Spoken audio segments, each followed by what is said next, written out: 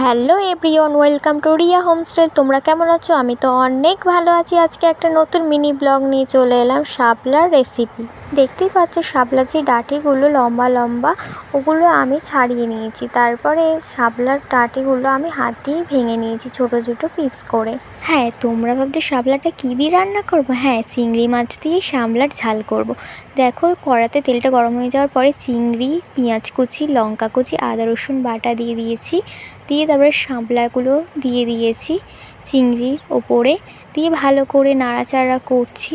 দেখো এখানে তারপরে ভালো করে একটু ভাপিয়ে গেলে তারপরে এখানে দিয়ে দিয়েছি নুন, তারপরে দিয়ে দিয়েছি হলুদ গুঁড়ো, তারপরে দিয়ে দিয়েছি পরিমাণ মতো লঙ্কার গুঁড়ো, তারপরে দিয়ে দিয়েছিলাম জিরে গুঁড়ো, দিয়ে ভালো করে নাড়াচাড়া করে নিয়েছি। দেখো ভালো করে শাপলাতে কী জানো তো, শাপলা থেকে জল ওঠে, দেখো তাই আর জল দিইনি।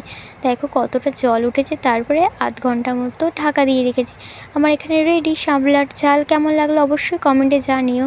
ভালো লাগলে লাইক কমেন্ট সাবস্ক্রাইব করে টাটা।